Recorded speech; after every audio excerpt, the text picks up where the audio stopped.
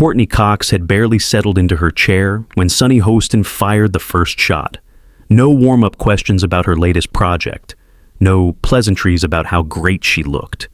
Just a direct hit that made the entire studio hold its breath. "Courtney, I want to start with something real," Sunny said, her voice carrying that particular tone she used when she was about to play prosecutor.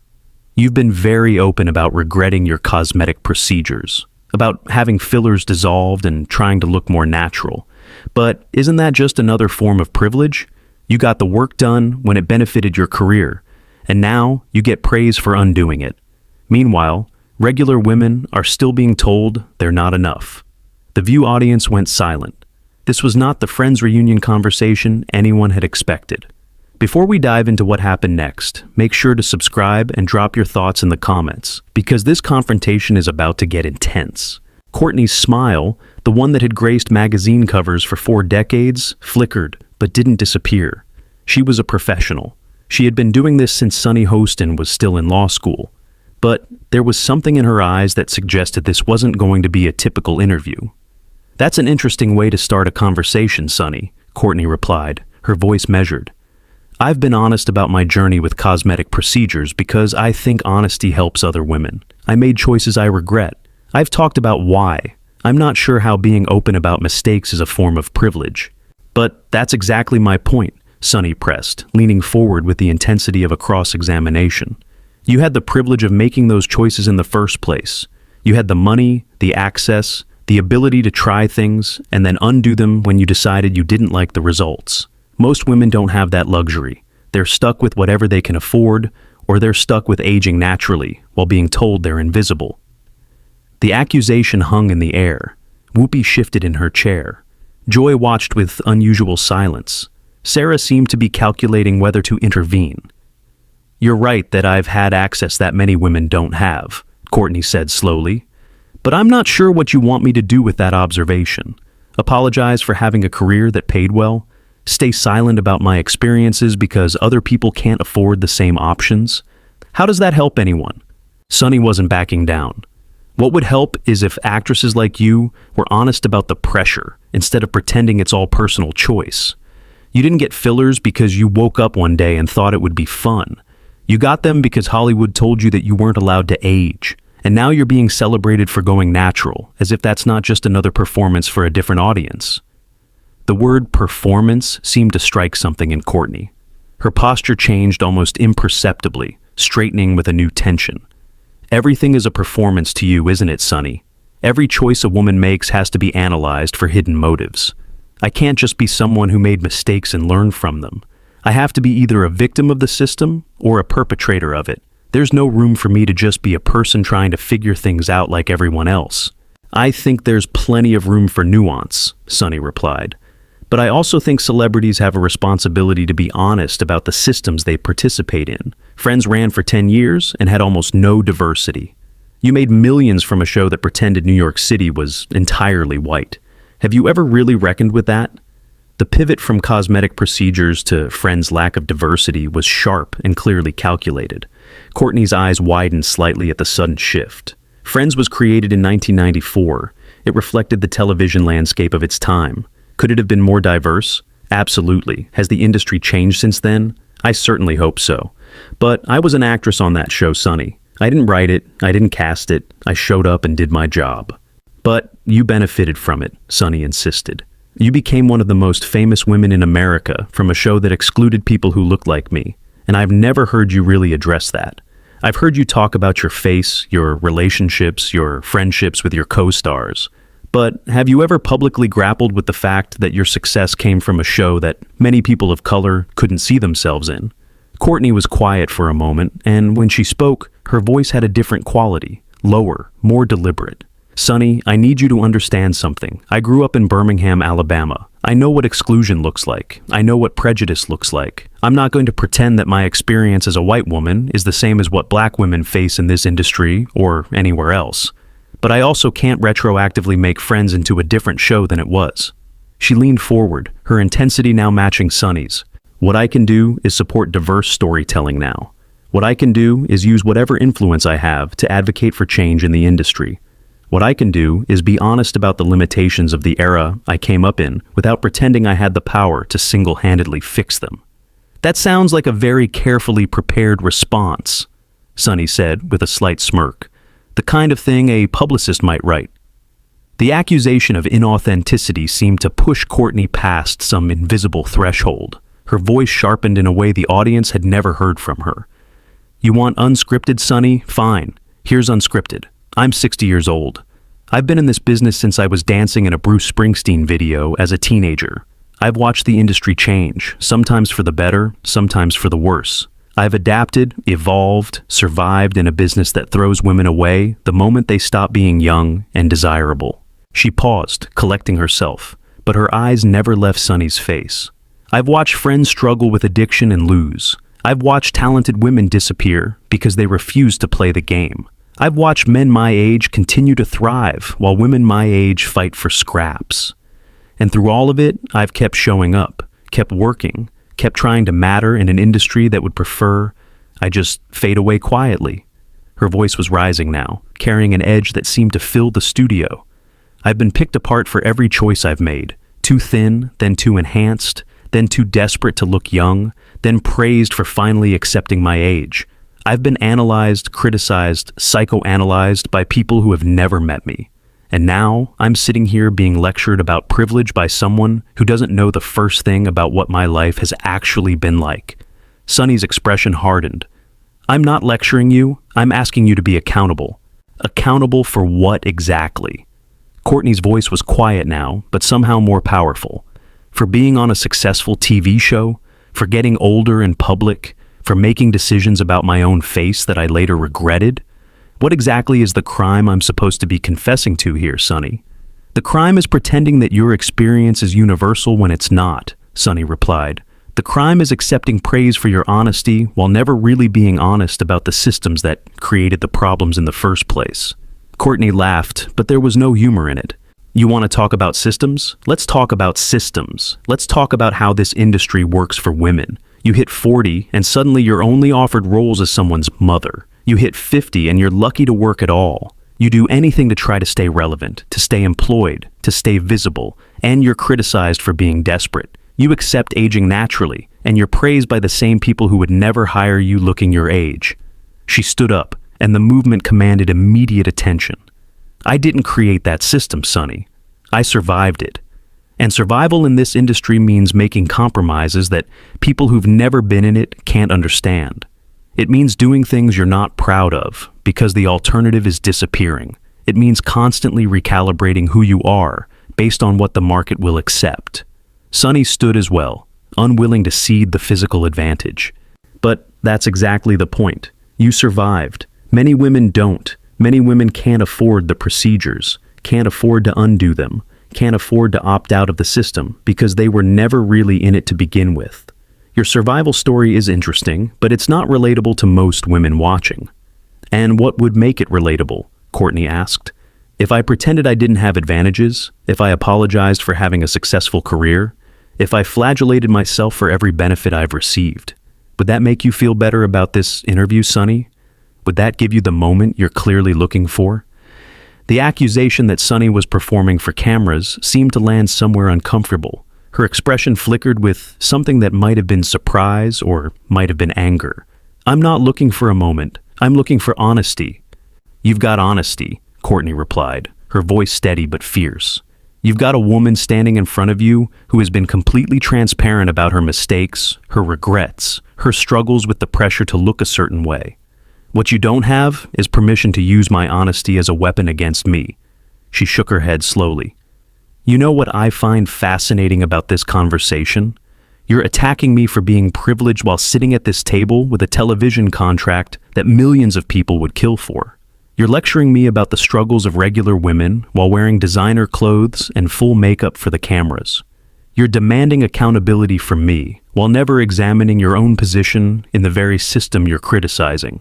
The counterattack was sharp enough to make several audience members gasp. Sunny's face went through several expressions before settling on defensive anger. That's a false equivalence and you know it. Is it? You have a platform, you have influence, you have the ability to shape how millions of people think about issues.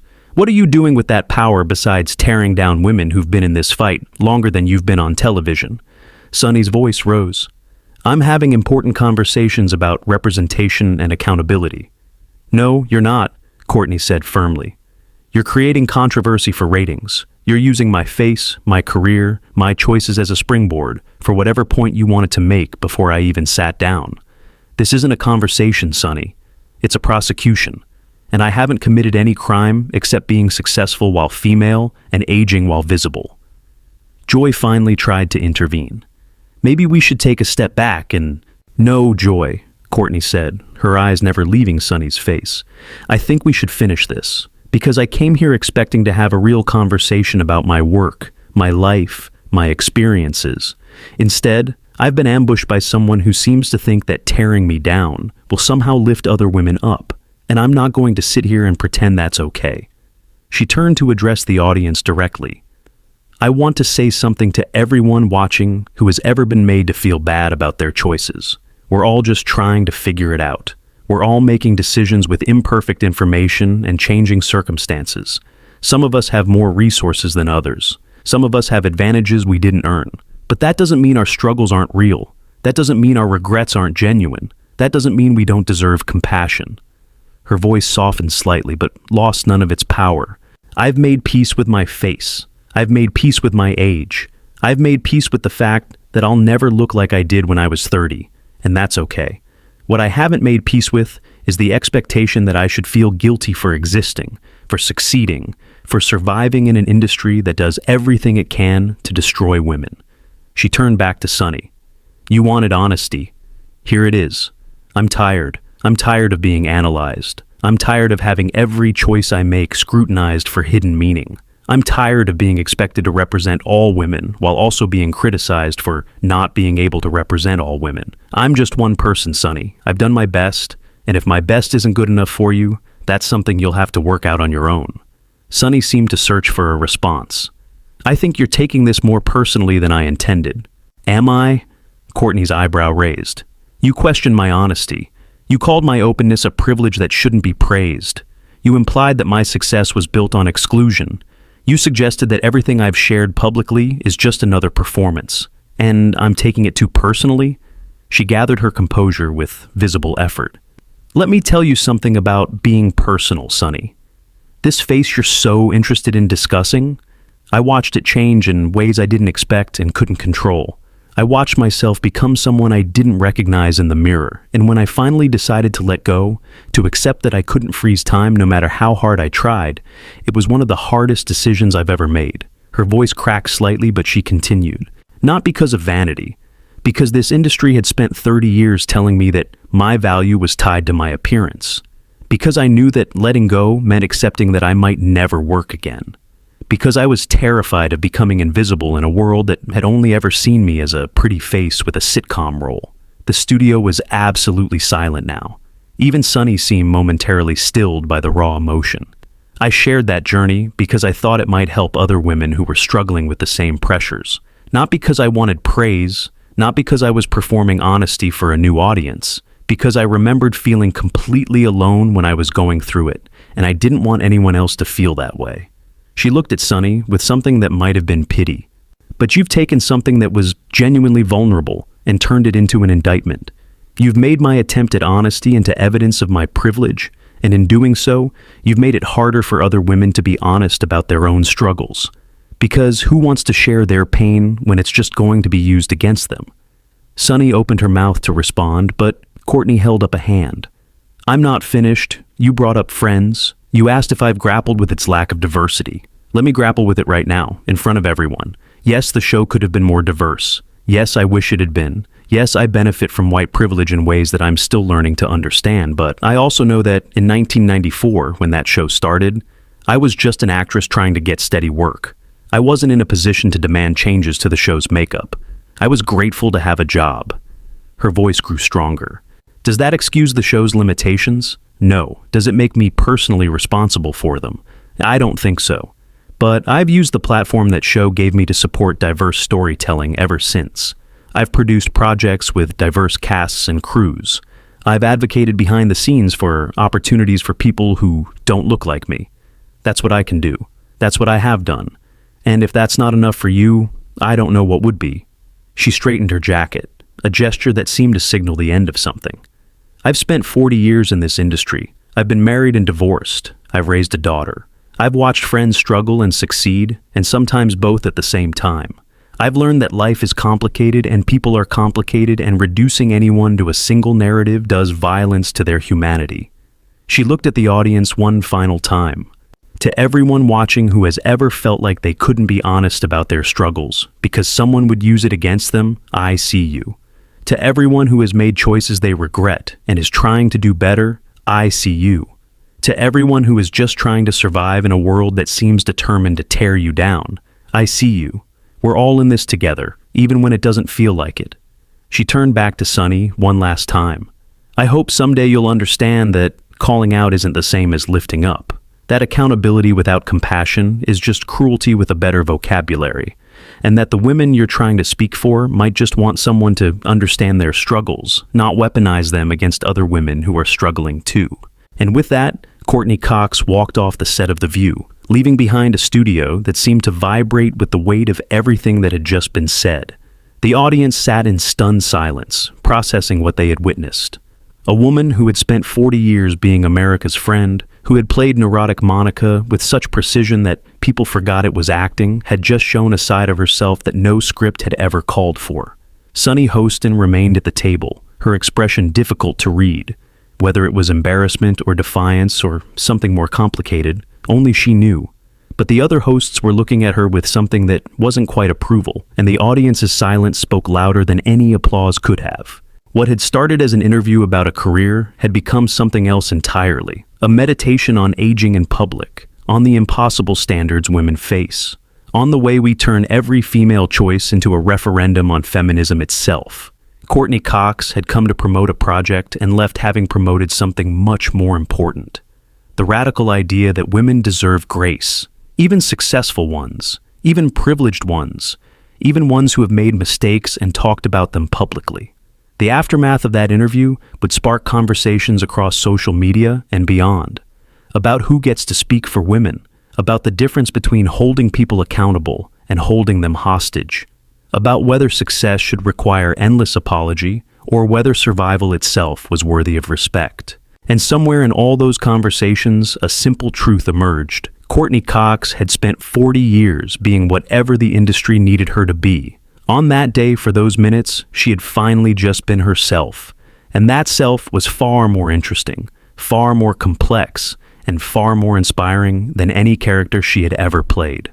For those who had grown up watching Monica Geller obsess over cleanliness and cooking, who had cheered for Gale Weathers surviving horror after horror in the Scream franchise, who had seen bits of themselves in every neurotic, driven, imperfect character Courtney had brought to life, there was something deeply moving about watching the woman behind those characters stand up for her own imperfect humanity. She had shown that the perfectionism wasn't just acting, the drive was real, and so was the vulnerability beneath it. And perhaps the most powerful moment wasn't any single thing she said, but the simple fact that she had refused to accept the premise of the attack. She hadn't apologized for surviving. She hadn't flagellated herself for having a career. She had simply insisted on her right to be human, to be complicated, to be both privileged and struggling at the same time.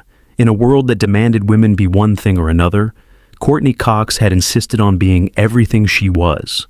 And that, in the end, was the most radical statement of all. What do you think about this incredible confrontation? Was Sunny Hostin out of line, or was she asking questions that needed to be asked? Drop your thoughts in the comments below, and make sure to subscribe for more stories that will absolutely leave you speechless.